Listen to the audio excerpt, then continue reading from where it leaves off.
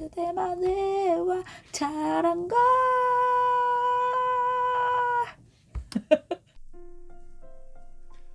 안녕하세요. 글로의 감성 독백 19번째 시간입니다. 독백의 형태가 조금 바뀌었어요. 여러분에게 좀 더 편안함을 주고자 조금 변화를 줘봤습니다. 조금이나마 위로가 됐으면 좋겠어요.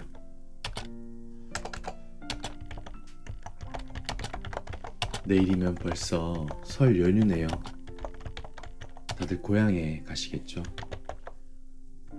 그런데 시기가 시기인 만큼 가지도 가지 않기도 참 애매한 그런 상황입니다. 가시는 분들도 안 가시는 분들도 모두 건강하게 훅 쉬시고 재충전하는 연휴가 됐으면 좋겠습니다.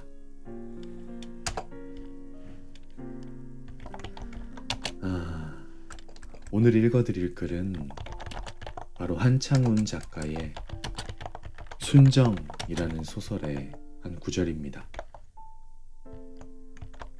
첫사랑과 관련된 이야기죠.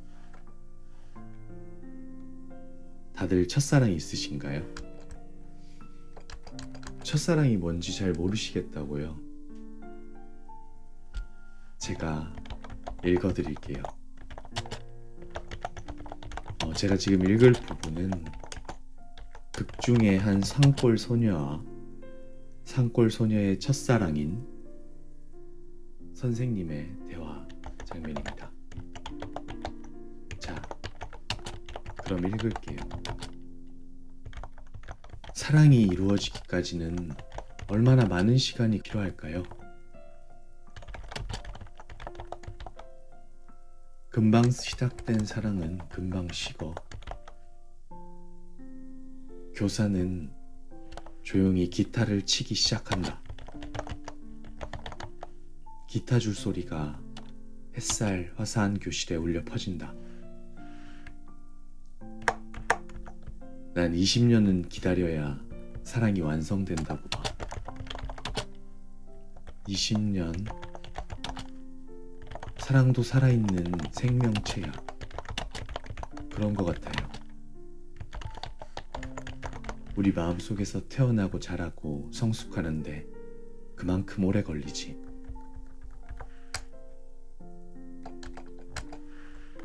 한창훈 순정 중에서. 네, 한창훈 작가의 순정 중 소녀와 그의 첫사랑인 선생님의 대화 내용이었습니다. 사랑은 살아있는 생명체라는 말, 여러분은 믿으시나요? 여러분의 사랑은 얼마나 자라있나요? 혹시 몸은 다 컸지만 아직 마음속의 사랑은 어린아이처럼 수줍게 고개를 푹 숙이고 있진 않나요? 그렇다고 걱정하진 않으셔도 돼요. 어쩌면 사랑은 가장 서툴렀던 그 시절이 가장 아름답고 순백했을 수 있으니까. 순정이라고 하면 사실 이 시대에 정말 어울리지 않는 단어입니다. 하지만 왠지 마음속에 꼭 품고 있고 싶기도 한 단어죠. 첫사랑하면 저는 어릴 적 알고 지냈던 한 누나가 생각납니다.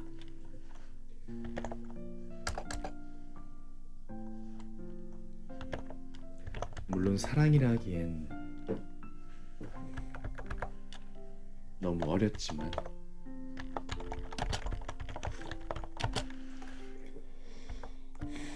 그땐 뭔지 알지 못했던 그 감정이 아직 마음에 남아있는 듯해요.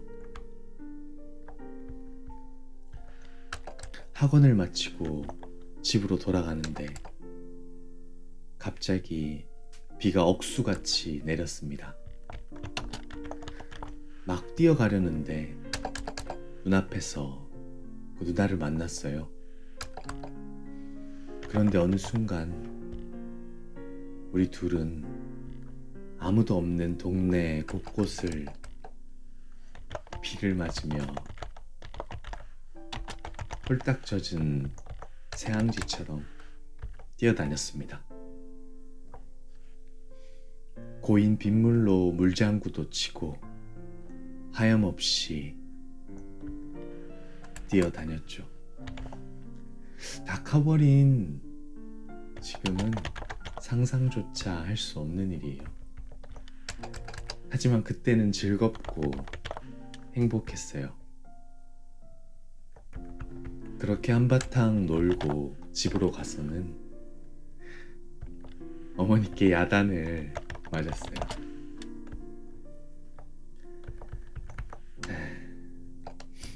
서투름. 하지만 그래서 더 어여쁜 마음.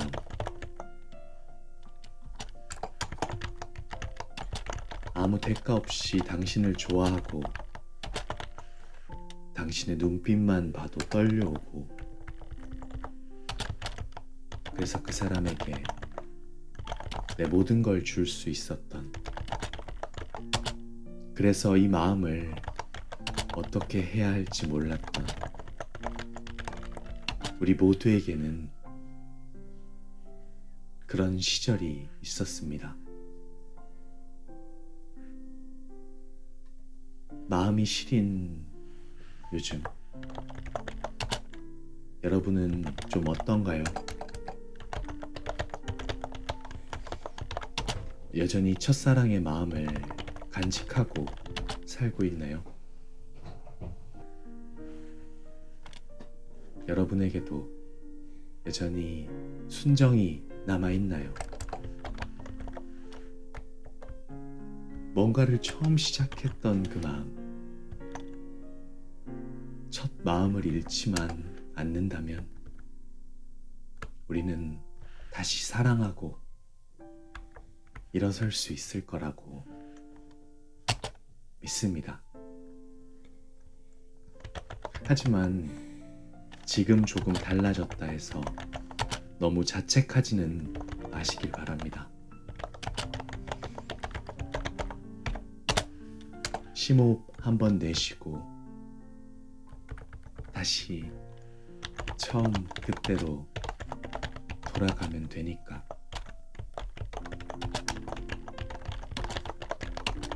당신의 삶이 모두 첫사랑 같기를.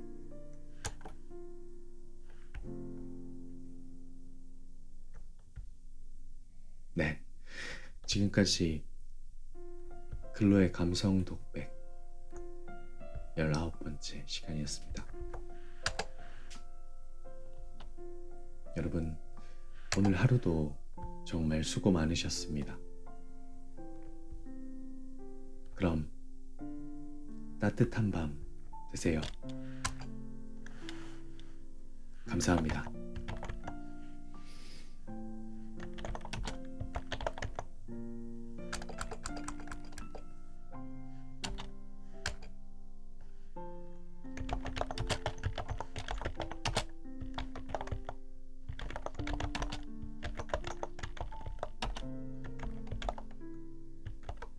안녕하세요.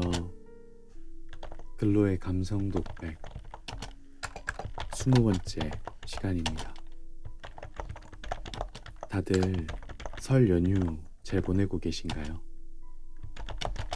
저는 고향에 내려와서도 쉬지 않고 일 생각만 계속 하고 있네요. 참 바보 같죠? 여러분들은 저처럼 그러지 마시고 남은 연휴 푹 쉬셨으면 좋겠습니다. 요즘 새삼 느끼는 거지만 잘 쉬는 게 정말 중요하더라고요.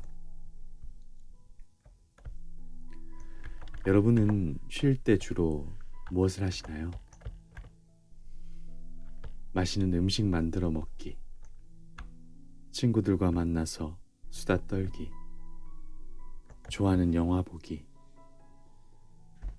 운동하기, 책 읽기, 음악 감상하기, 혹은 유튜브 보기.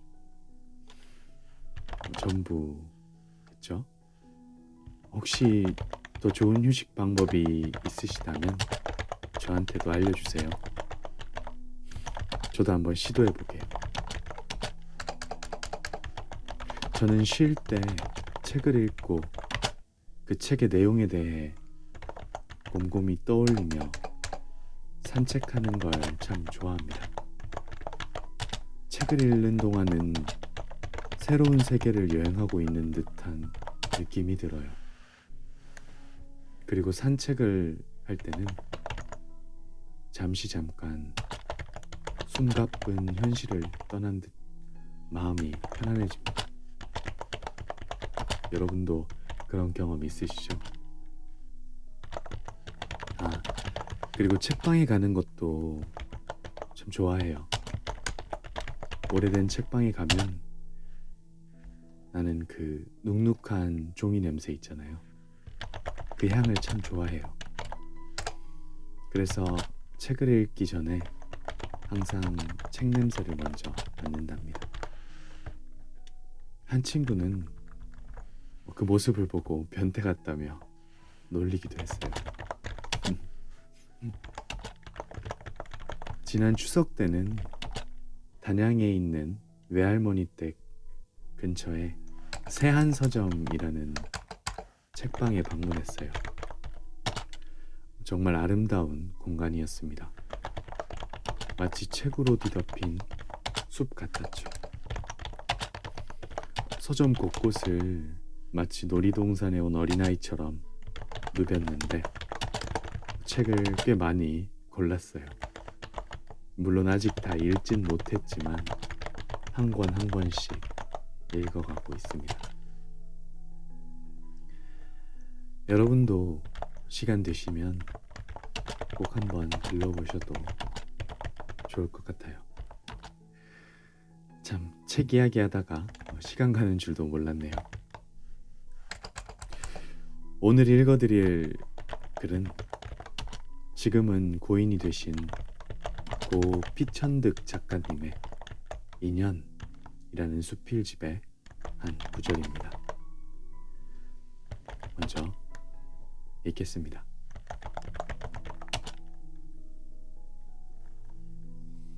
산호와 진주는 나의 소원이었다. 그러나 산호와 진주는 바닷속 깊이 거기에 있다. 파도는 언제나 거세고 바다 밑은 무섭다. 나는 수평선 멀리 나가지도 못하고 잠수복을 입는다는 것은 감히 상상도 못할 일이다. 나는 고작 양복 바지를 말아 올리고 거닐면서 젖은 모래 위에 있는 조가비와 조약돌들을 줍는다. 주었다가도 해 뜨려버릴 것들, 그것들을 모아두었다. 피천득 인연 중에서 아이 같으면서도 섬세한 피천득 작가님의 정서가 돋보이는 문단이었습니다. 이 수필집을 읽으면서는 정말 깨끗해지는 느낌을 많이 받았습니다. 저도 글을 쓰지만 어떻게 이렇게 깨끗한 글을 쓸 수 있을까 생각했어요. 산호와 진주는 나의 소원이었다. 여러분에게도 소원이라고 할 만큼 이렇게 소중한 것들이 있나요? 값어치는 크지 않더라도 나만의 추억이 담긴 그런 물건들 있잖아요. 저에게는 약 10년간 써놓은 노트들이 바로 그런 존재입니다. 한 가지 슬픈 건 바보같이 이 보물 같은 것들을 재작년 이사할 때 버렸다는 거예요. 짐이 너무 많아서 버릴까 말까 고민하다가 그만 버렸죠. 그때 버리는 게 아니었는데 후회가 많이 돼요. 작고 소박하지만 가치가 있는 것들, 우리의 마음을 편안하게 만들어주는 그대들, 여러분은 쉽게 놓아버리지 마시고 꼭 깊이 간직하시길 바랍니다. 이들은 여러분의 가장 편안한 순간에 여러분 곁에 있어줄 테니까요. 피천득 작가님의 문장을 읽고 제가 써놓았던 문장을 찾았는데 읽어드리고 오늘의 감성 독백 마치도록 하겠습니다.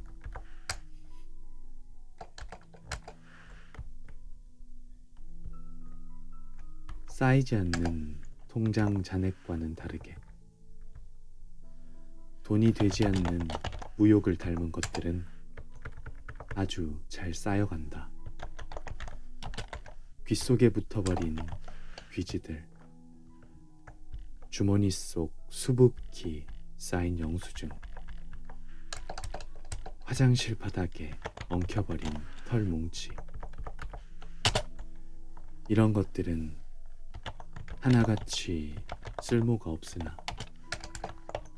용모가 있다. 나도 이들처럼 살고 싶다.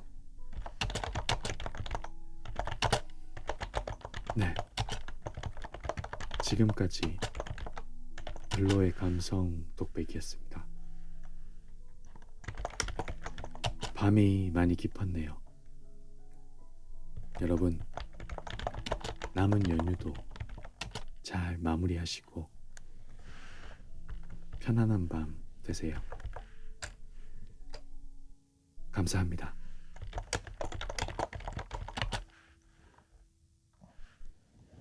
안녕하세요. 글로의 감성 독백 21번째 시간입니다. 설 연휴가 끝나고 다시 일상으로 돌아왔어요. 벌써 다음 연휴는 언제쯤 찾아올까 달력을 찾아보셨나요? 저도 그랬어요.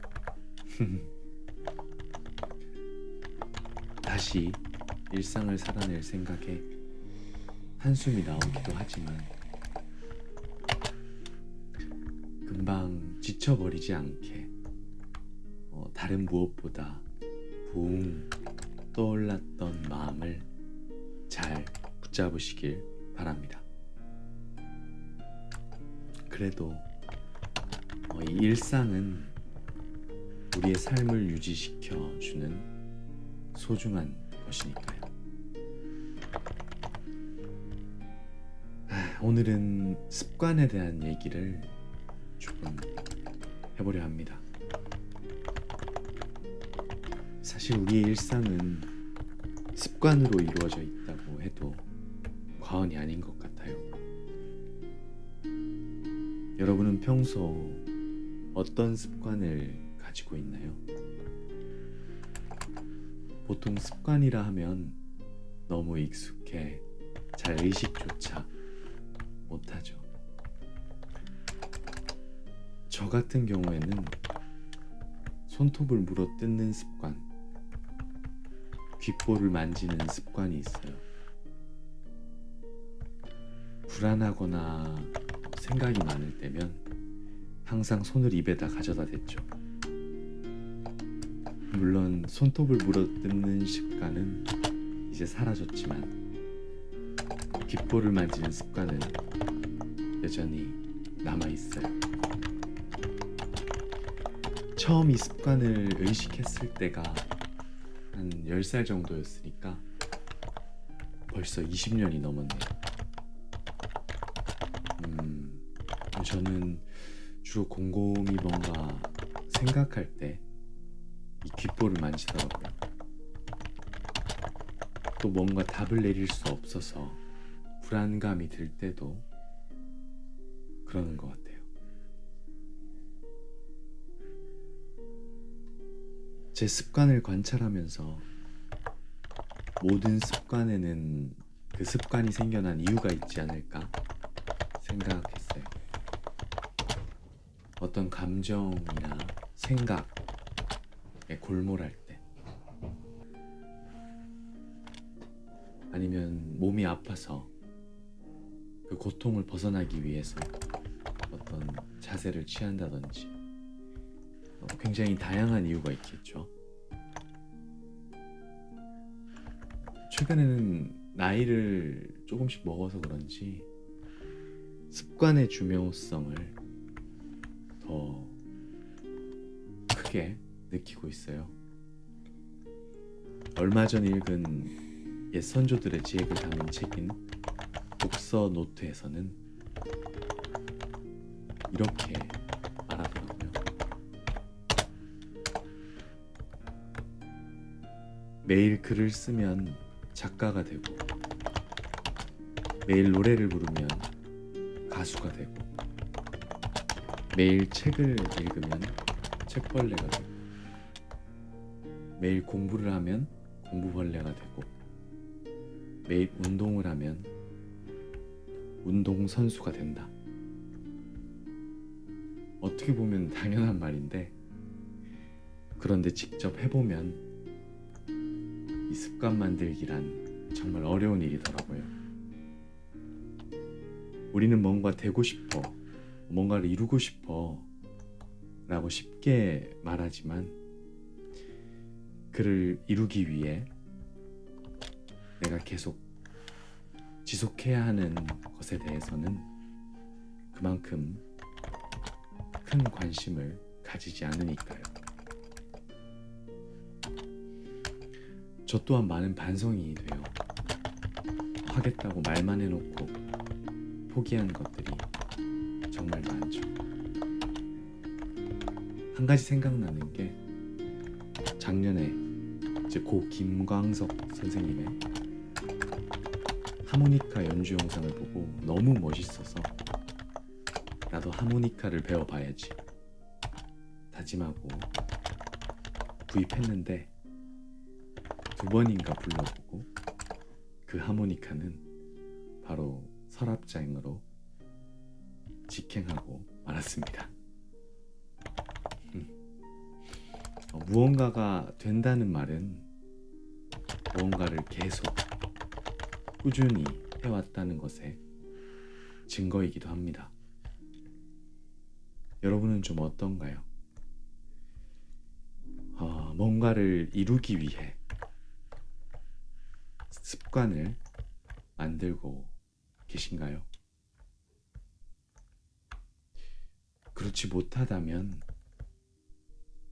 내가 정말 그걸 이루고 싶은지 한번 생각해 보아도 좋겠습니다. 그렇다고 나 자신을 너무 몰아붙이지는 마세요. 내가 나의 조력자가 되어서 마음을 살살 달래주셨으면 좋겠습니다.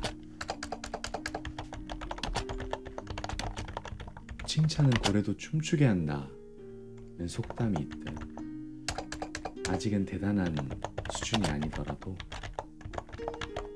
내 스스로 그 습관을 지속할 수 있게 도움을 준다면 반드시 조금씩 조금씩 나아갈 테니까요.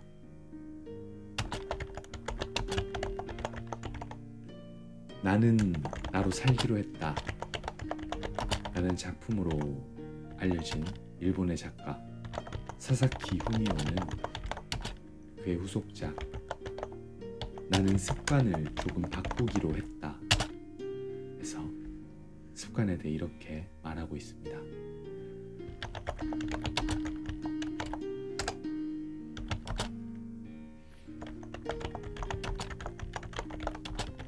중요한 건 재능이 아니라 지속이다. 야구선수 스즈키 이치로도, 작가 무라카미 하루키도, 자기 분야의 최전선에서 활약하는 사람들은 누구나 자신이 천재가 아니라고 한다. 그런데도 우리는 항상 천재 이야기에 매료된다. 주인공이 분노를 통해 재능에 눈을 뜬 드래곤볼, 싸움만 하던 주인공이 갑자기 자신의 굉장한 점프력을 깨닫게 되는 슬램덩크, 선택받은 자가 돌연 자신의 능력을 발견하는 매트릭스 같은 할리우드 영화를 보고 열광한다. 하지만 현실의 천재들은 조금 다르다. 그들은 열심히 노력하고 있다.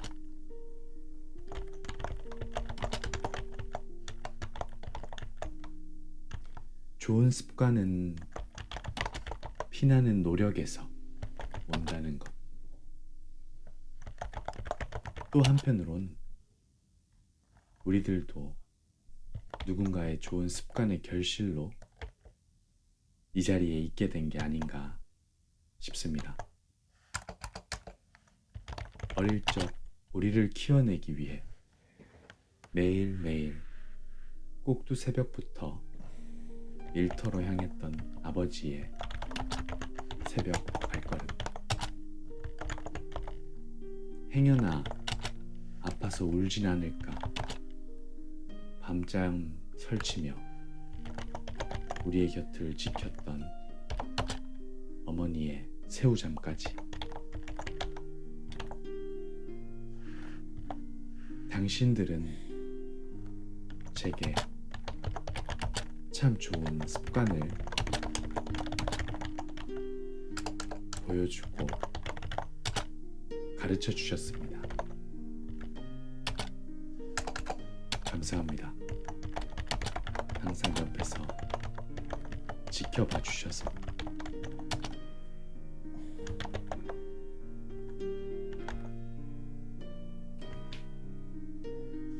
당신의 모든 습관이 아름답기를.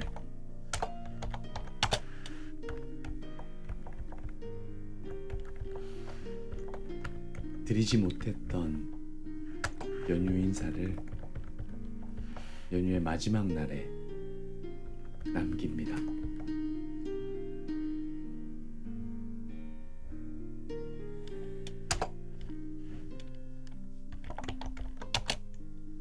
여러분, 오늘 하루도 정말 수고 많으셨습니다. 새해 복 많이 받으세요. 그리고 편안한 밤 되세요. 감사합니다.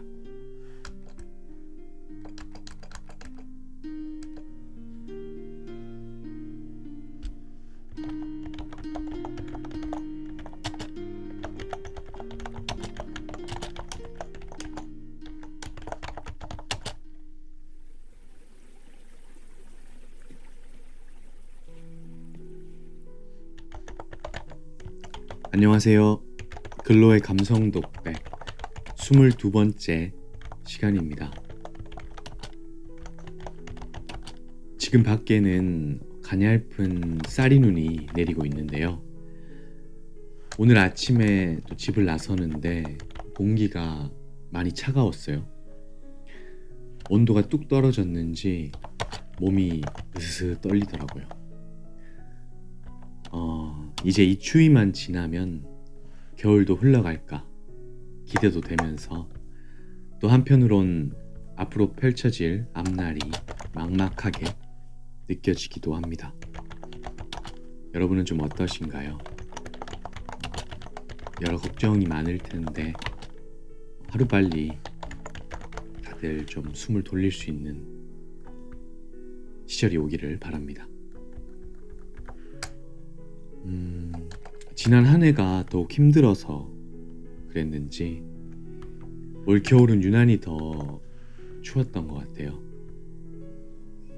나 자신을 혹은 가정, 직장, 그리고 나라의 생계 어려움을 극복하기 위해 노력하고 계신 모든 분들이 지치지 않고 끝까지 버텨낼 수 있기를 기원합니다.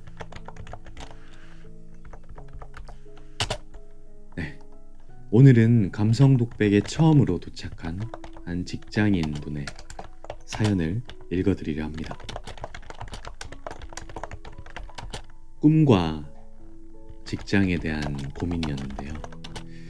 많은 청년분들, 그리고 또 청년뿐 아니라 많은 거의 모든 분들이 인생에서 고민하는 부분일 것 같아요. 그럼 먼저 보내주신 사연 읽도록 하겠습니다. 안녕하세요. 저는 평범하게 살아가고 있는 직장인입니다. 저에게는 고민이 하나 있어요. 직장에 다니고는 있지만 제가 진짜 좋아하는 일에 도전해보고 싶은 꿈이 있습니다. 부업이나 아르바이트의 형태가 아닌 직접 사업체를 꾸려 운영하려고 하고 있는데 요즘 코로나로 경기도 안 좋고 직장을 다니면서 병행해야 할지 아니면 정리하고 제가 하고 싶은 일에 올인을 해야 할지 고민입니다.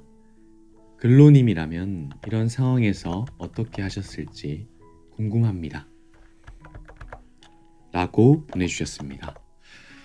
네, 일단 직장인 분 성함은 모르지만 이렇게 진심 어린 또 고민 사연을 보내주셔서 정말 감사합니다. 직장과 하고 싶은 일 사이에서의 고민, 안정과 새로운 도전 사이에서의 고민이라고도 볼 수 있을 것 같습니다. 저는 일단은 이분께 이분의 연령대가 어떻게 될지 모르지만 박수를 쳐드리고 싶습니다. 왜 그러냐면 먼저 저는 새로운 도전에 대해서 굉장히 긍정적으로 생각하는 편이에요. 항상 새로운 도전을 생각하고 계시다는 부분에 대해 말이죠. 물론 쉽지 않은 고민이에요. 항상 우리가 많이 하는 고민이기도 하고요. 여러분들은 이런 상황이라면 어떻게 하실 건가요? 당장 직장을 그만두기에는 경제적인 여건이 더 힘들어질 수도 있고, 그렇다고 새로운 일을 그냥 포기해버리기에는 그 마음속에, 이분의 마음속에 꿈틀거리는 그 열정과 그 꿈이 그걸 하지 않는 것을 또 견딜 수가 없죠. 그래서 둘 다 하면 안 되나? 아마 이런 생각 많이 하실 거예요. 저도 항상 하고요. 하지만 이런 경우는 어느 하나에 집중을 하지 못해서 이도 저도 되지 않는 경우가 있죠. 저라면 일단은 도전하라고 말씀을 드리고 싶어요. 그 새로운 사업, 개인적인 하고 싶은 일에. 물론 답은 아니지만 왠지 제가 하지 말라고 해도 하실 것 같다는 생각이 들었어요. 왜냐면 보내주신 사연에서 경기가 안 좋은 것까지 언급해 주셨는데도 이렇게 하고 싶은 마음이 크시다는 거는 일단 해야 적성이 풀리는 분이 아닐까, 저는 또 그렇게 감히 추측을 해보는데, 그래서 일단은 하라고 말씀드리고 싶어요. 그런데 여기서 한 가지 제가 좀 드리고 싶은 말씀은, 그걸 하고 싶으신 그 새로운 도전, 내 개인적인 사업을 하고 싶은 이유가 무엇인지 그 부분은 꼭 생각을 곰곰이 해보시고 시작하셨으면 좋겠어요. 예를 들면 내가 돈을 많이 벌고 싶은 것인지, 누군가에게 어떤 도움이 되고 싶은지, 아니면 내 개인적인 어떤 취미 취향으로서 해보고 싶은 건지, 아니면 누군가와 같이 하고 싶어서 그 일을 하고 싶은 건지, 꼭 이 근본적인 이유, 내가 이걸 하고 싶은 이유에 대해서는 꼭 한번 생각을 해보시고 시작을 하셔야 될 것 같아요.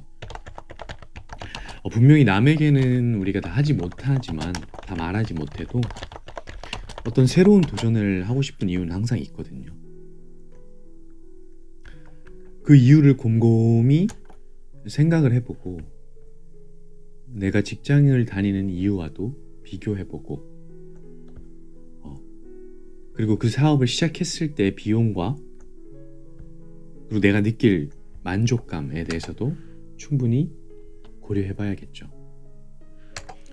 만약에 저였다면 직장을 다니는 것과 그 일을 새로 시작했을 때의 만족감이 시간이 흘러도 크게 변함이 없다, 큰 차이가 없다고 한다면 굳이 이 일을 시작할 것 같진 않아요.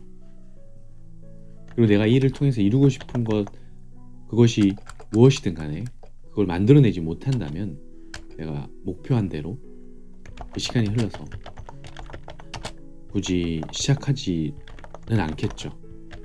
하지만 어떻게 될지 모르니까 해봐야 아는 거니까 아까도 그냥 도전하라고 말씀드린 겁니다.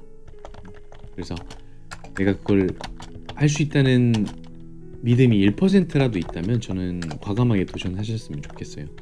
무엇을 하시려는지가 진짜 궁금한데, 그리고 실패를 하던 성공을 하던 그 경험을 다음에 내가 하고 싶은 것에 발판으로 또 삼으면 되니까 일단은 시작을 하셨으면 좋겠습니다. 저를 예로 들자면 저도 지금까지 뭐 하나 크게 이루어 놓은 건 없어요. 네. 사실 이루어 놓기에도 아직 이른 나이기도 하고, 세상에서 말하는 번듯한 뭐 집, 차, 가정을 꾸렸다든지 소위 말하는 부동산, 이런 물질적인 재산이 없습니다. 네, 문제가 많죠. 문제가 많은 거지만, 하지만 저는 제가 잘못됐다거나 부족하다고 생각하지 않아요. 왜냐면은 제 삶의 가치는 거기에 더 있지 않기 때문에 저는 제가 좋아하는 것이 뭔지 알고 제가 가치 있다고 여기는 것을 계속 앞으로도 해나갈 생각이고, 힘들어도 지금까지 놓지 않고 해왔거든요. 그래서 물론 이 신념이 언제까지 이어질지 모르지만 그걸 꼭 끝까지 지켜내기 위해서 노력하고 있기 때문에 저는 제가 어떤 겉보기에 부족해 보인다고, 가지지 못했다 해서 그렇게 기죽거나 하지 않으려고 합니다. 그래서 우리 직장인 분도 그걸 도전 꼭 해보시고, 그게 내가 정말 하고 싶은 일이고 가치 있다고 여기는 일이라면 계속 앞으로 고하시면 됩니다.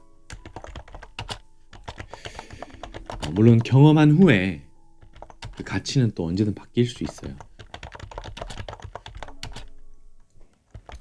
하지만 꼭 하고 싶은 일이고 내가 이걸 가치 있다고 여기는 일이라면, 그게 사랑이든 희망적인 일이든 아니면 정말 생계와 관련된 일이든 아니면 누군가에게 희생을 해야 되든, 그때는 또 내가 그 경험을 통해 깨달은 걸 통해서 또 다음 앞으로 나아가면 됩니다. 네, 저는 이렇게 말씀드리고 싶고요. 이 사연을 또 듣고 생각을 쭉 하다 보니까 선택이라는 단어가 떠오르면서 이런 글귀, 이런 문구가 생각이 났어요. 예전에 제가 읽었던 책 중에, 저는 광고를 전공해서 우리 박웅현 크리에이티브 디렉터라는 광고인이 있는데 그분의 책에서 읽은 내용이에요. 제가 한번 읽어드릴게요.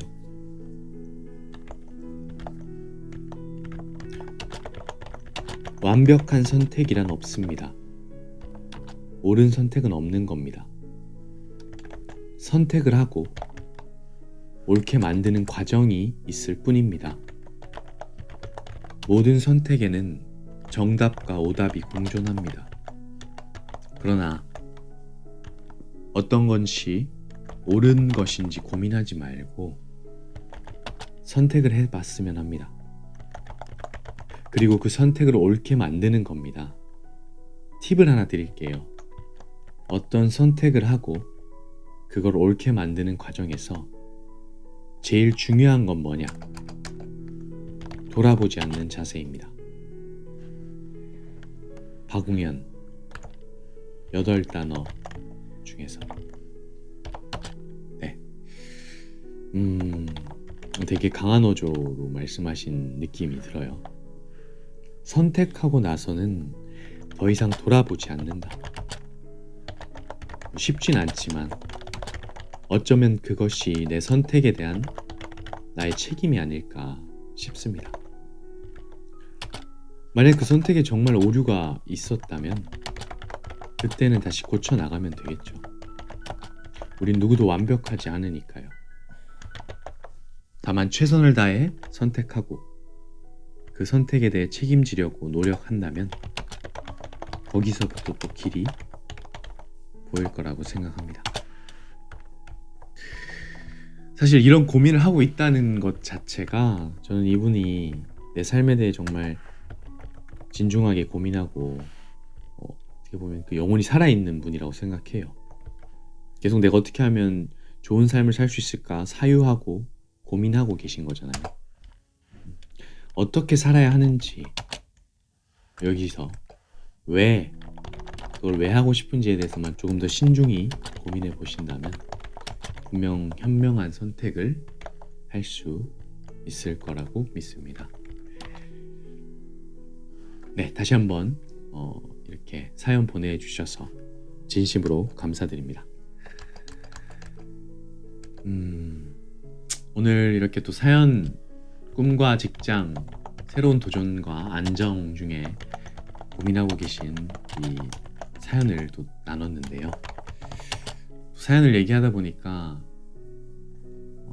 여러 생각이 드네요. 저도 제가 하고 싶은 일을 한다고 하고 있지만 여전히 안정되지 못한 삶에서 굉장히 갈등하고 불안해하고 있는 제 모습이 또 이렇게 겹쳐지니까 또 저 자신을 돌아보는 계기가 된 것 같습니다. 네, 끝으로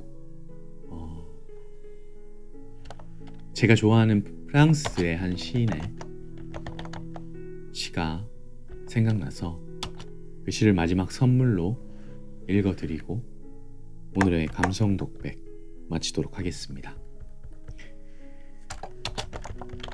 이 시는 선택과 관련이 있다고 저는 생각해요. 당신의 모든 선택이 당신의 삶에 건강한 재료가 되기를. 여러분 감사합니다. 편안한 밤 되세요.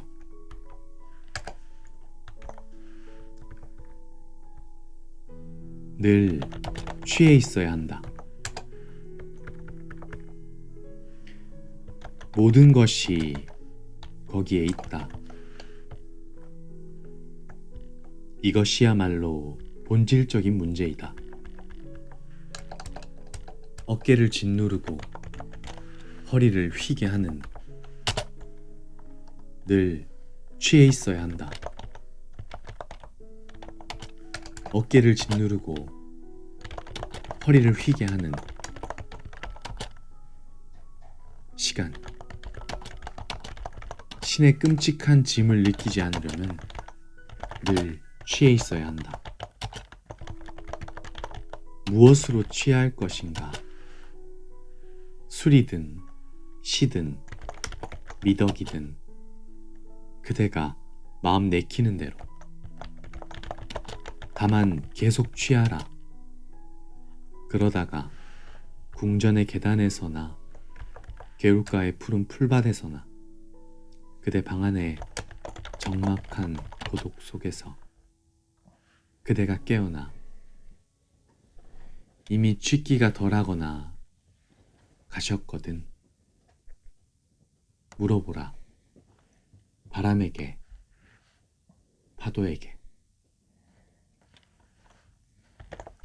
별에게, 시에게, 시계에게, 지나가는 모든 것에게, 울부짖는 모든 것에게, 굴러가는 모든 것에게, 노래하는 모든 것에게, 말하는 모든 것에게 지금 몇 시냐고 물어보라.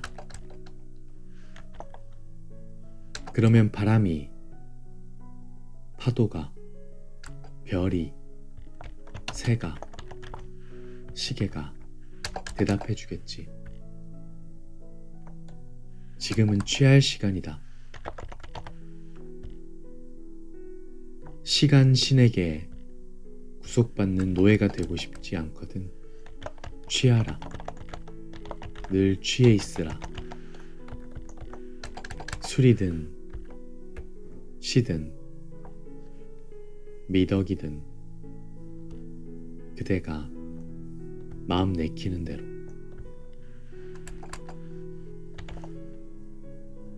보들레르. 취하라.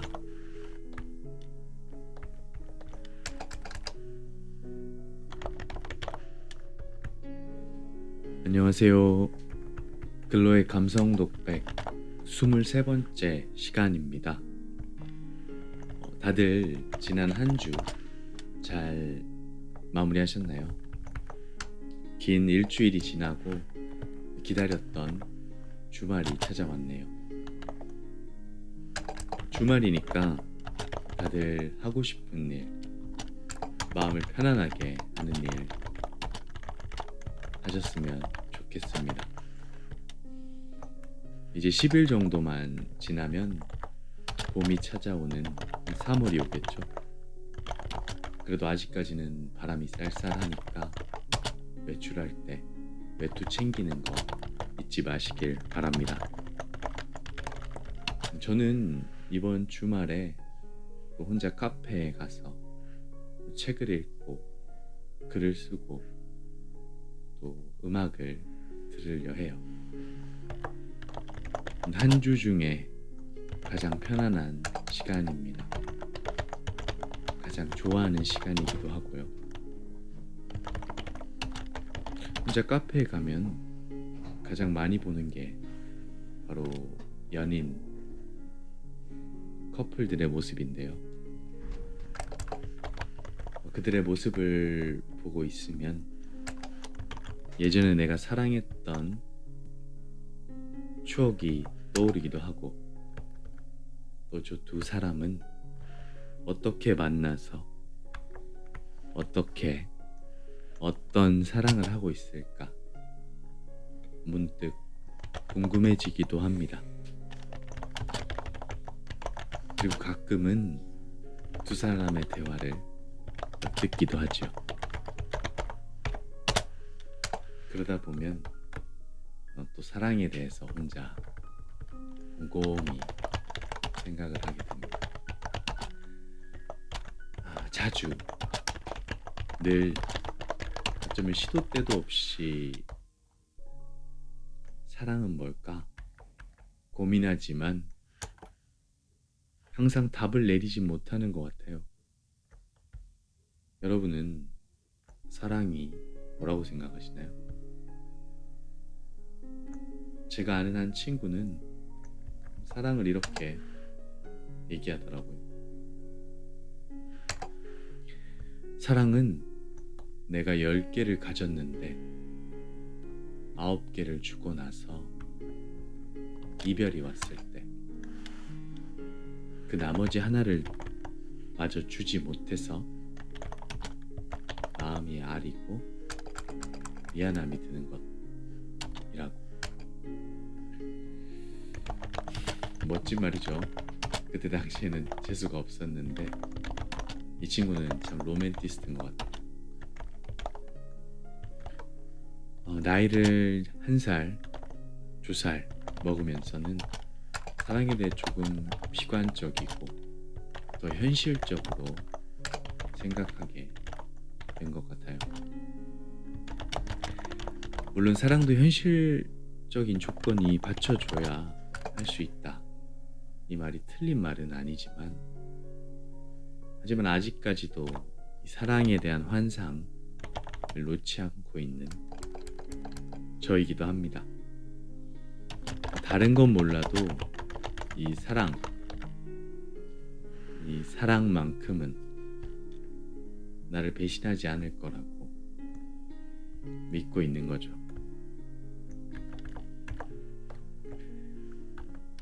사랑에 대해 많은 고민을 하다가 작년에 읽게 된 책이 있어요. 바로 로라 무차라는 작가님이 쓴 러브 팩추얼리라는 작품입니다. 처음 봤을 때 이 책의 이름이 참 마음에 들었습니다.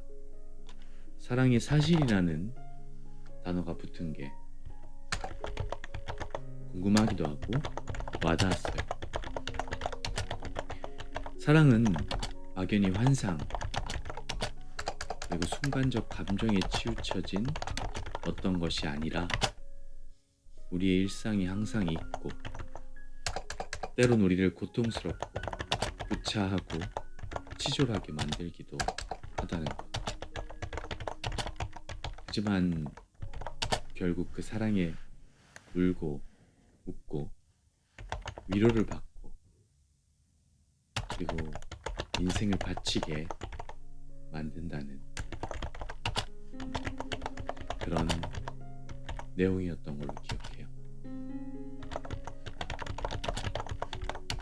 사랑에 대해 막연한만을 가지고 계신 분이 있다면 이 책을 한번 꼭 읽어봐도 좋겠습니다.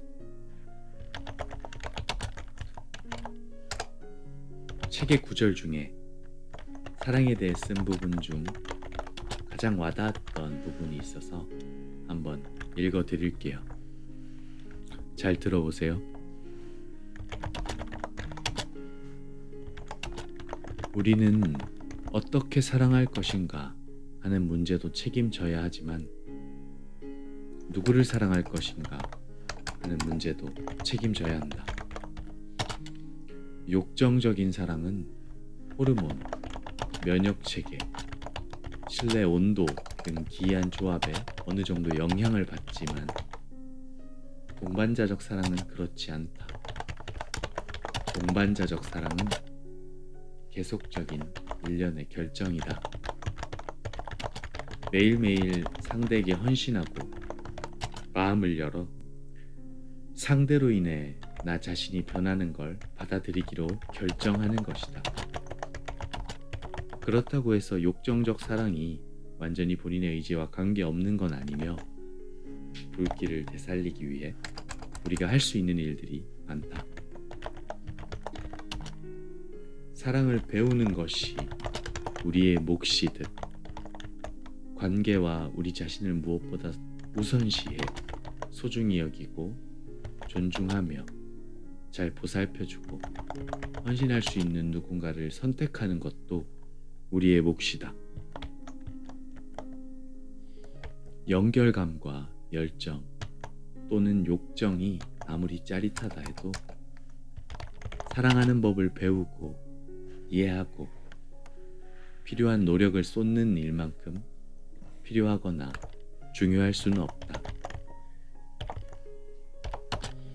만일 당신이 함께하고 싶어하는 사람이 이런 기술을 갖추지도 못한 데다 필요한 정신적 노력을 기울일 마음의 준비조차 돼 있지 않다면 가슴 아픈 일이지만 헤어지는 게 최선인지 모른다. 관계에서 당신이 맡은 역할을 제대로 수행하려면 용기, 그것도 아주 큰 용기가 필요하다. 해결책이 당신 바깥쪽에 있다고 상상하는 게 훨씬 편한데, 그럴 경우 계속 바깥쪽만 쳐다보고 자기 내면을 들여다보는 건 피할 수 있기 때문이다. 그러나 나는 사람을 자유롭게 해주는 사랑을 제대로 경험하려면 스스로 책임을 다하는 길밖에 없다고 확신한다. 네, 로라 무차 러브 팩추얼리 중에서 저는 개인적으로 사랑은 변하지 않는 마음이라고 생각합니다. 사랑이라는 건 변하지 않지만 사람의 마음, 그 사랑을 담는 사람의 마음이 변하는 거라. 그래서 진짜 사랑은 어떤 순간의 감정보다는 상대를 아끼고 소중히 하는 마음을 계속 이어가려고 노력하는 데서 완성된다고 봐요. 절대 막연한 감정의 이끌림이 전부가 아닌 거죠. 저 글을 읽고 나니까 그동안 살면서 이 사랑을 너무 만만하게만 보고 살아온 건 아닌가 반성도 되네요. 여러분도 주말 동안 사랑에 대해 내가 생각하는 사랑은 어떤 것이었는지, 난 어떤 사랑을 받고 싶은지, 그럼 내가 생각하는 사랑의 본질은 무엇인지 한번 생각해 보셔도 좋을 것 같습니다. 지금까지 사랑에 대해서 얘기했네요. 해도 끝이 없는 사랑. 저는 그런 생각을 하네요. 어쩌면 우리의 삶이 조금 더 성숙하기 위해서 내가 주고 싶은 사랑을 조금 더 이른 때에 공부하고 깨닫고 경험하는 것이 꼭 필요하다. 그렇게 생각합니다. 사랑은 사실이다. 적어도 우리가 정말 사랑하려고 노력한다면 말이다. 네, 여러분, 오늘 하루도 맑고 따뜻한 시간들 되셨으면 좋겠습니다. 그럼 이만 물러갈게요. 감사합니다. 안녕하세요. 글로의 감성 독백 24번째 시간입니다. 다들 오늘 하루도 잘 보내고 계신가요? 저는 아침에 사무실에 이제 나갔는데 왠지 모르게 오늘 아침은 기분이 좀 꿀꿀하더라고요. 뭔가 막연하다고 해야 될까? 뭔가 내가 하고 있는 일들이 잘 되고 있는지 의문이 들고 앞으로 잘 해나갈 수 있을까? 이런 걱정도 들었습니다. 그래서 우리 사무실에 있는 동료분에게 이런 때는 어떻게 해야 되나 여쭤보려고 봤는데 이미 그분께서는 오자마자 이제 한 노래를 듣고 계시더라고요. 월요일 좋아 송이라고 스폰지밥에 나왔던 노래가 있습니다. 아마 그 무료함을 잊기 위해서, 그리고 머릿속에 드는 잡념을 지워버리기 위해서 각인시키고 있는 게 아닌가 싶었습니다. 내가 좋아하는 일이고 나는 회사에 출근하는 것이 행복하고 나는 이 월요일, 나는 오늘 출근하는 날이 좋다. 어떻게 보면 우리 시대를 살아가는 모든 직장인들, 그리고 또 생계를 위해서 원하던 원치 않든 일이라는 걸 하고 계신 모든 분들이 느끼는 감정인 것 같습니다. 싫어하는 것도 자꾸 좋다고 하면 진짜로 좋아진다고 하잖아요. 혹시 여러분도 삶의 무료함에 지쳐서 인생에 대한 회의감을 느끼고 계시다면 좋다. 그래, 잘 살고 있다. 이렇게 나 자신에게 한번 되뇌어 보셔도 좋을 것 같습니다. 그리고 저 같은 경우는 이렇게 뭔가 기분이 다운됐을 때 그냥 한번 웃어 봐요. 꼭 뭔가 이유가 있어서 웃는 게 아니고 진짜 그냥 미친 사람처럼 하하하 미친 놈, 미친 사람 같죠. 하지만 그러고 나면 기분이 좀 나아지더라고요.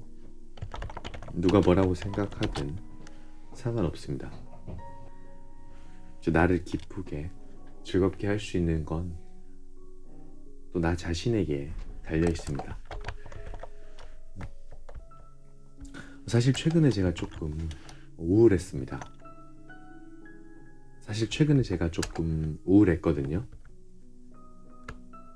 엊그제는 이제 카페에서 혼자 책을 읽다가 문득 창 밖을 바라보는데 괜스레 기분이 멜랑꼴리 하더라고요. 그래서 멍하니 좀 멍을 때렸어요. 창밖을 보면서. 그러다가 또 웃었죠.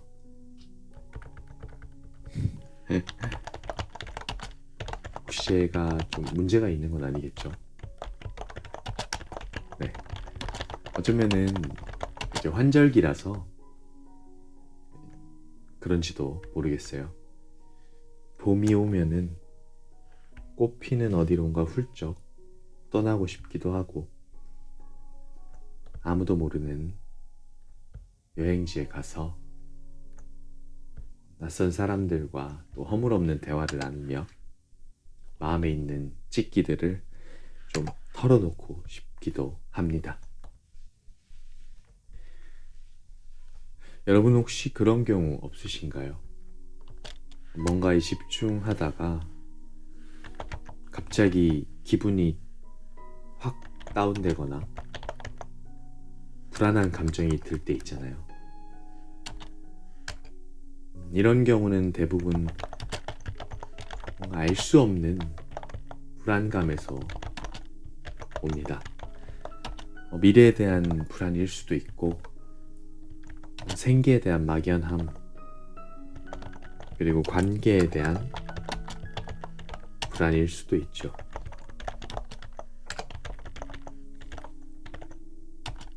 요즘은 시국이 그래서 그런지 참 이 말을 하는 게 이젠 습관이 돼버렸습니다. 이시국충이라는 은어까지 나온 걸 보면 정말 그래요. 우리가 사는 시대가 이제는 굉장히 낯설게 느껴지는 거죠.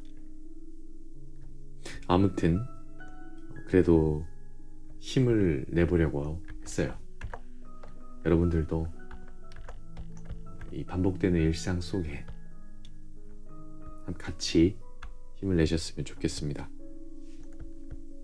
이 시국이 지나고 또 해 뜰 날이 올지 누가 알겠어요? 정말 짜증나고 스트레스 받아서 못 참겠다 싶으시면 뭐라도 표현해 보세요. 저희 감성 독백으로 구구절절 아주 비속어나 이제 비난의 표현만 아니면 사연을 자유롭게 보내주셔도 좋습니다. 제가 해보니까 그래도 어떻게든 표현하는 게 마음에 쌓아두는 것보단 좀 낫더라고요. 저는 그걸 글로 표현하고 이렇게 말로 또 읊조리고 하지만 여러분도 여러분만의 표현 방법을 찾으시면 좋겠습니다. 우리 다 같이 이 삶을 어떻게 보면 견뎌내고 있다 고 표현해도 과언이 아닌 것 같습니다. 그런 이 생을 함께 견뎌내고 있는 우리 자신에게 전해주고 싶은 글입니다. 이 구절은 지난달쯤에 헌 책방에 들렸다가 제목이 마음에 되게 사무쳐서 구매한 책에 있던 내용이에요. 고통, 그리고 삶, 희망에 대해서 많은 것을 느끼게 해준 책이라서 가져오게 되었습니다. 또 한 가지, 이 책은 실제 조현병이라는 정신질환을 앓았던 한 심리학자가 직접 생각하고 느낀 자신의 내면을 자세하게 묘사하고 있어요. 그럼 읽겠습니다.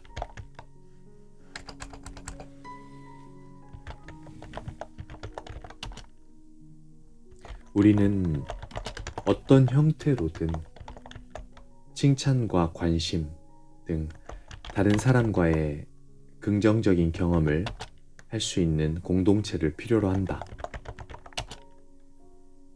우리는 때로는 참을성이 강할 때도 있고 그렇지 못할 때도 있다. 때로는 정한 목표를 달성하고 원하는 바를 이루기도 하지만 그렇지 못할 때도 있다. 따라서 환자나 의사, 가족이나 다른 사회 구성원 등 각자의 역할에 상관없이 모두가 단지 사람이라는 것을 서로에게 다시 말해주는 일이 중요하다. 사람들은 때로는 똑똑하게 성공할 때도 있지만 때로는 잘못을 저지를 때도 있다. 이것은 지극히 정상적이다. 그리고 적법하다. 세상에서 가장 아름다운 장미 넝쿨이라도 1월에는 가시가 잔뜩 돋아난 엉클어진 나뭇가지로밖에 보이지 않는다. 장미는 원래 그렇다. 우리는 이런 시기에는 어떤 중요한 결정을 해서는 안 되며 시험을 치르지도 말아야 한다는 점을 반드시 염두에 두어야 한다. 권력을 쓰는 일은 쉽다. 하지만 그것에서 음악이 만들어지지는 않는다.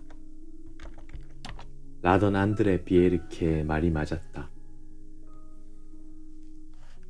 나에게 강요했던 사람들의 방식이 옳았다면 그들에게 협조했을지도 모르겠다. 강요는 본인에게도 영향을 미치기 때문이다. 심사숙고해서 내놓은 강제조치, 심혈을 기울인 최고의 신중함에 협조하고 이해하고 존중하려는 끊임없는 노력은 자존감을 확실히 덜 떨어뜨리고 더 많은 희망과 존엄함을 준다. 그리고 나는 모든 것이 무너졌을 때 내가 여전히 나 자신에게 희망을 걸고 정의를 갖춘다면 나를 대하는 일도 더욱 쉬웠다는 것을 알고 있다. 아른힐 레우뱅. 나는 자주 죽고 싶었고 가끔 정말 살고 싶었다 중에서 펴낸 곳 생각 정원.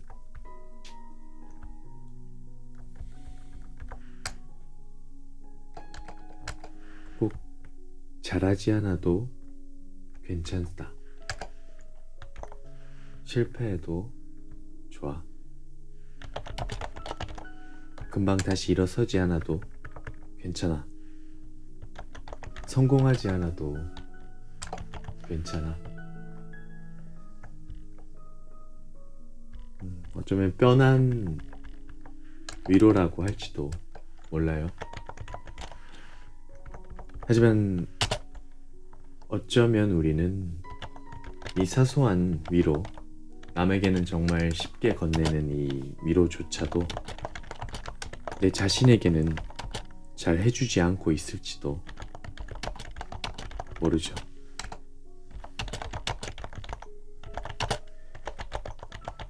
지금 하고 있는 일이 잘 되지 않을 수도 있습니다.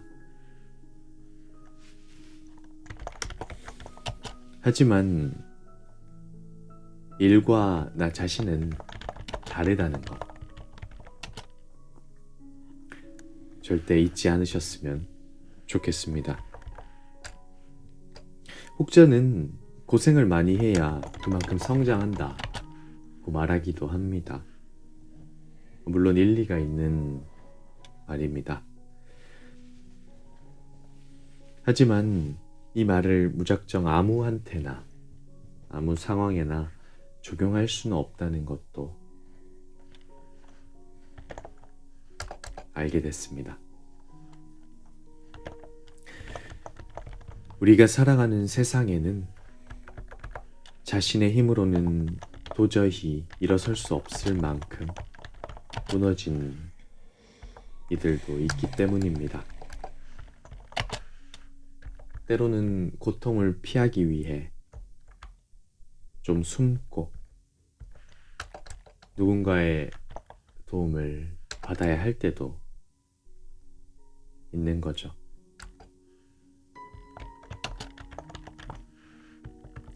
여러분 자체로 좋습니다. 무너져도 괜찮습니다. 제가 당신 옆에서 힘 닿는 데까지 당신을 돕겠습니다. 그러니까 파이팅! 네, 여러분 오늘 하루도 정말 수고 많으셨습니다. 저는 이만 여기서 물러갑니다. 감사합니다.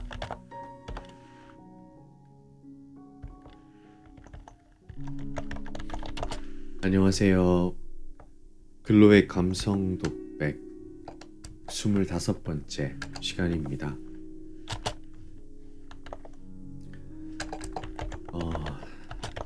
점심시간에 햇살을 맞으면서 근처 공원을 조금 걸었습니다. 별것 아니었는데 기분이 좋더라고요. 곧 꽃이 필 것만 같은 그런 계절입니다. 여러분도 사무실에만 앉아있지 마시고 점심시간이나 휴식시간이나 시간 내서 한번 근처 공원이나 길을 걸어보시면 좋겠습니다. 저는 마음이 지치거나 가슴이 답답할 때 그냥 아무 생각 없이 따뜻한 햇살을 맞으며 걷곤 합니다. 그러면 울적했던 기분이 조금 편안해지기도 해요. 여러분은 언제 마음이 지쳤다고 느끼시나요? 저는 주로 누군가의 말에 의해 그럴 때가 많습니다. 지적을 받거나 판단당하거나 비판받고 무시당할 때가 특히 더 그렇죠. 가족끼리 혹은 직장에서 사람이 많이 모인 곳이면 이런 일들은 꽤나 자주 발생하니까요. 그러다 이런 일들이 하나둘 쌓이게 되면 어느 날 나도 모르게 많이 지쳐있는 모습을 발견하게 됩니다. 내가 너무 예민한가? 내향적이라 그런가? 하는 생각이 들기도 해요. 유독 소극적이어서 잘 대꾸도 못하고 내 의견을 잘 표현하지도 못하고 그럼 더 큰 고민일 겁니다. 저도 어릴 때 굉장히 소극적인 아이였어요. 오죽하면 저희 어머니께서 우리 아들은 마네킹 같은 아이였다고까지 표현하셨으니까요. 학교에서도 친구가 뭐라 그러면 말도 잘 못하고 괜스레 피해 다닌 적도 많았답니다. 그래서 고교 시절까지만 해도 저는 제가 내향적인 아이라고만 생각했어요. 고등학교 3학년 때는 같은 학년에 좋아하는 여자아이가 있었는데 말 한마디도 못 꺼냈죠.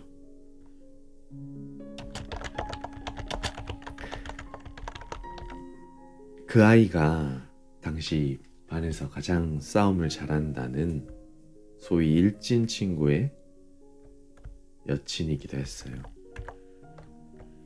그래서 더 그랬는지도 모르지만 지금 생각하면 정말 쑥스럽고 한편으론 손발 오그라드는 추억이기도 합니다.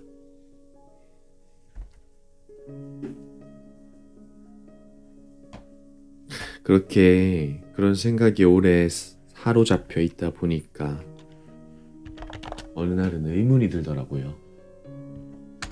내가 정말 내향적이고 소극적인 사람인가 하고. 그래서 성인이 되고 나서는 제 성향을 좀 바꿔보려고 노력했습니다. 일부러 목소리를 크게 또박또박 내보기도 하고 앞에 나서서 동아리 회장도 하게 됐죠. 그래서 성향이 바뀌었냐? 그것도 아닙니다. 타고난 성향은 바뀌지 않았어요. 다만 내 성격에 관심을 가지고 노력하다 보니까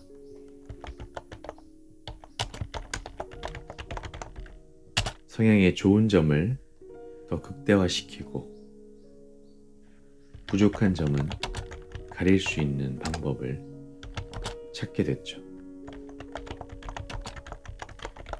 말을 잘 못하다 보니까 글을 써서 마음을 전하는 방법 찾게 됐고, 내향적이니까 혼자 있을 때 몰입해서 나의 마음을 표현하는 법을 연습했던 거죠. 사실 좋은 성향과 나쁜 성향은 없는 것 같아요. 모든 사람은 각자 고유한 성격을 가지고 있고 또한 에너지의 방향이 안으로 향하느냐 밖으로 향하느냐에 따라 서로가 다를 뿐이죠. 저 같은 경우는 혼자서 시간을 가지고 생각을 정리하고 거기서 또 힘을 얻는 편이에요. 그래서 내향적인 편이죠. 내 안으로 에너지를 항상 집중시키는. 예전에는 사람들을 만나서 대화를 나누면서 에너지를 얻는 사람을 잘 이해 못하고 유별나고 시끄럽다고 생각하기도 했어요. 하지만 지금은 외향적인 사람에게도 참 배울 점이 많다는 사실을 알게 됐습니다.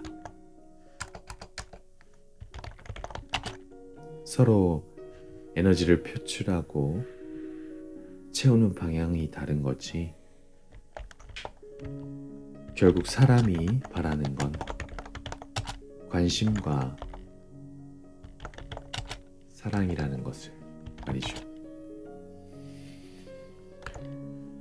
이와 관련해서 제가 예전에 읽었던 글 중 좋은 내용이 있어서 읽어드립니다. 성향에 관한 한 작가의 책입니다. 나의 성향으로 고민하시는 분들에게 작게나마 도움이 될 것 같습니다.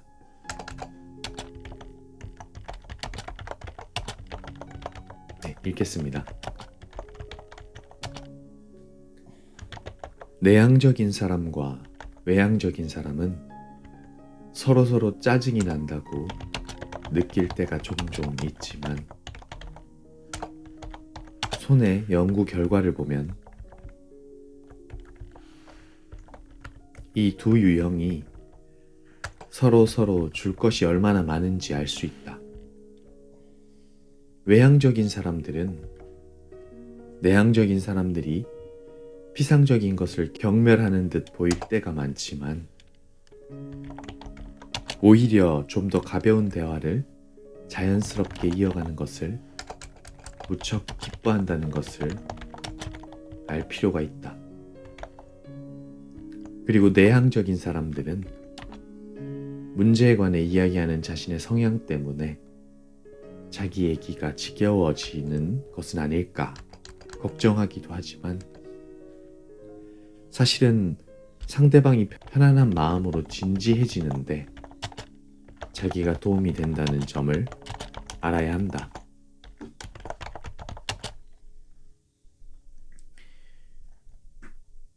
여러분이 이 책에서 가져갈 수 있는 오직 한 가지 통찰이 있다면 나는 그것이 자기 모습을 그대로 받아들여도 된다는 느낌이라면 좋겠다. 장담하건대 그런 관점은 우리 인생을 바꿔 놓을 수 있다. 수전 케인 quiet 중에서 편행곳 RHK. 네, 잘 들으셨나요? 무엇보다 중요한 건 나의 성향을 있는 그대로 받아들이고 상대방의 성향 또한 있는 그대로 수용하고 인정하는 것 같습니다. 그때 비로소 우리는 서로를 이해하고 성숙한 대화를 나눌 수 있을 테니까요.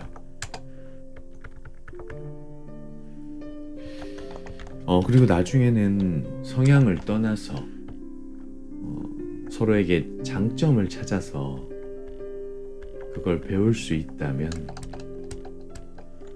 가장 베스트가 아닌가 생각합니다.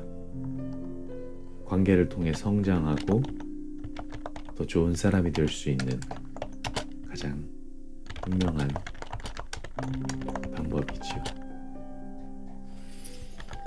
네, 오늘 성향에 대해서 엽조를 봤는데 여러분 주말 동안 나라는 사람의 성향에 대해서 한번 생각해보고 장점을 찾아보는 시간이 됐으면 좋겠네요. 글로의 감성 독백, 오늘도 이만 물러납니다. 여러분 행복한 주말 되세요. 감사합니다.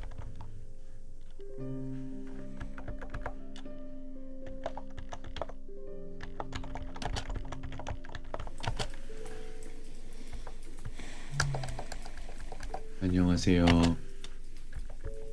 글로의 감성 독백 26번째 시간입니다.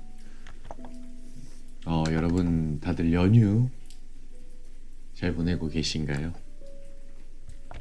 오늘 3일절로 짧은 연휴의 마지막 날인데 오늘은 연휴이기도 하지만 과거 일제강점기 당시 우리 조국을 지키기 위해 독립운동을 했던 모든 순국 선열분들의 그 마음을 기리는 날이기도 합니다.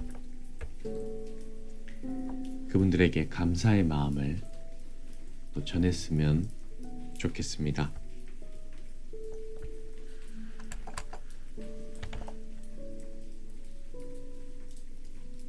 지금 밖에는 비가 추적추적 내리고 있어요. 다들 집에서 집콕하고 계신가요? 저는 아는 선배님과 함께 인천에 아약 짜장면을 먹으러 왔습니다. 역시 마음이 허할 때는 맛있는 음식을 한 입 베어 물면 일단 안정이 됩니다. 물론 이걸로 삶의 고민이 전부 해결되는 건 아니에요. 잠깐의, 정말 잠깐의 안정을 줄 뿐입니다. 오늘은 조금 무거운 이야기를 하려고 합니다. 비도 오는데 무슨 무거운 이야기냐 하실 수도 있지만 비가 오니까 좀 더 감성에 젖어 생각해 볼 수 있는 시간이 될 거라고 생각합니다. 슬럼프 그리고 삶과 죽음에 대한 이야기입니다. 저도 요즘 슬럼프인가 하는 생각이 들기도 해요. 무언가를 해도 무언가를 열심히 한다고 해도 결과가 잘 나오지 않고 내가 지금 이것을 왜 하고 있지? 하는 생각이 들 때가 그렇죠. 여러분도 혹시 슬럼프이신가요? 그렇다면 혼자 그냥 계시지 말고 제가 하는 얘기도 한번 들어봐 주시면 좋겠습니다. 공병상련이라는 사자성어도 있으니까요. 함께 하면 조금 나아질지도 모릅니다. 작년에 어머니께 한 소식을 들었습니다. 갑자기 전화가 왔는데요. 평소 어머니께서 친하게 알고 지내던 아주머니가 계셨습니다. 이분은 공부를 하면서 일생을 교직에서 또 교수로 아이들을 가르치며 살아오셨어요. 그래서 결혼도 하지 않으셨죠. 평소에 어머니를 뵈러 이제 같은 동에 살아서 찾아오셨다고 하는데요. 가끔 어느 날은 찾아오셔서 요즘 코로나 때문에 많이 힘들다, 그리고 외롭다고 하셨다고 합니다. 어머니께선 코로나 때문에 다 그런가 보다 하고 넘어가셨어요. 그런데 이분이 모든 걸 정리하고 싶다고 했다고 합니다. 그러면서 자기의 방에 있는, 자신의 집에 있는 책장에 마음에 드는 책이 있으면 가지고 가라고 하셨습니다. 어머니께서는 평소 책 읽는 걸 좋아하셔서 몇 권의 책을 골라서 가지고 가려고 하는데, 그 아주머니께서 어머니가 고른 책 중에 몇 권을 이 책들은 내가 너무 아끼는 책이라면서 안 가져가면 안 되냐고 하셨다는 거예요. 그래서 어머니는 그 책들을 두고 나머지 책만 들고 돌아오셨습니다. 그런데 이후에 그 분께서 다시 그 책들, 어머니가 골랐던 책을 들고 집으로 찾아오신 겁니다. 그 책을 주지 못해서 마음이 불편했다고 다시 주겠다고 그러셨죠. 그리고 이런 말씀도 했다고 합니다. 마리나, 책장에 책이 비어가는 걸 보면 기분이 이상해. 영혼이 털리는 기분이야. 라고. 그렇게 아주머니는 다시 집으로 돌아가셨고,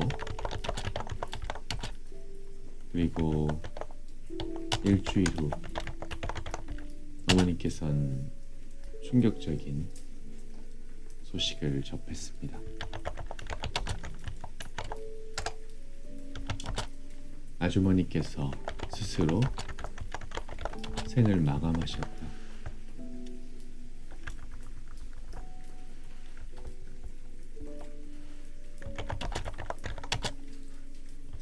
저는 이 소식을 듣고 그분께서 하셨던 말씀이 계속 마음에 맴돌았습니다.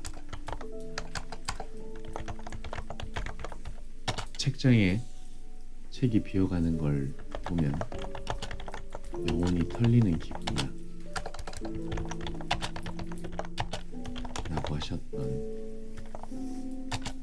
그 말.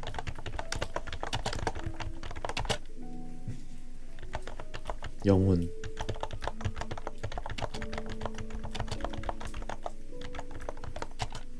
마음의 아픔이 우리 삶의 많은 것을 잃게 하기도 하니까 말이죠.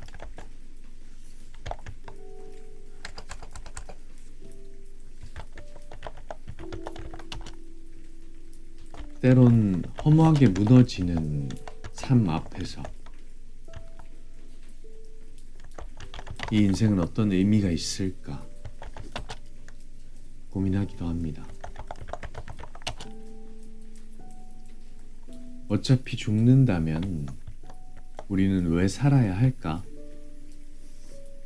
하는 본질적인 질문을 던져보기도 하죠. 물론 삶이 의미 없다는 말은 아니에요. 다만 우리가 그 의미를 찾아 나서야 하는 것일 뿐이죠.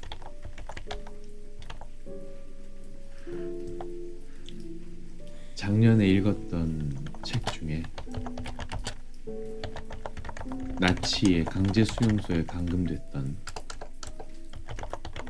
한 정신 분석학 박사 빅터 프랭클의 경험담을 읽어드리고 오늘의 독백 마무리하겠습니다.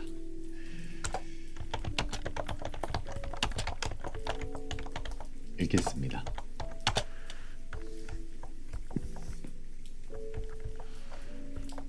그는 인간이 우스꽝스럽게 헐벗은 자신의 생명 외에 잃을 것이 아무것도 없다 라는 사실을 깨달았을 때 어떤 일이 벌어지는지를 보았다. 제일 먼저 그들은 자신의 운명에 대해 냉정하고 초연한 궁금증을 갖는 것에서 구원을 찾는다.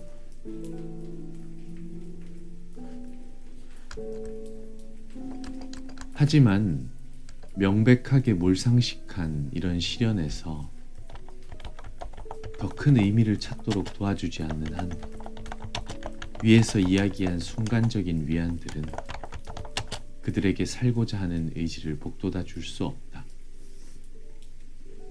바로 여기서 우리는 실존주의의 중심은 주제와 만나게 된다. 즉, 산다는 것은 곧 시련을 감내하는 것이며 살아남기 위해서는 그 시련 속에서 어떤 의미를 찾아야 한다는 것이다. 만약 삶에 어떤 목적이 있다면 시련과 죽음에도 반드시 목적이 있을 것이다. 하지만 어느 누구도 그 목적이 무엇인지 말해줄 수는 없다. 각자 스스로 알아서 이것을 찾아야 하며 그 해답이 요구하는 책임도 받아들여야 한다. 그렇게 해서 만약 그것을 찾아낸다면 그 사람은 어떤 모욕적인 상황에서도 계속 성숙해 나갈 수 있을 것이다. 여기서 프랭클 박사는 다음과 같은 니체의 말을 인용한다. 왜 살아야 하는지를 아는 사람은 어떤 상황도 견뎌낼 수 있다. 닥터 프랭클 죽음의 수용소에서 중에서 편행곳 청아출판사. 네, 여러분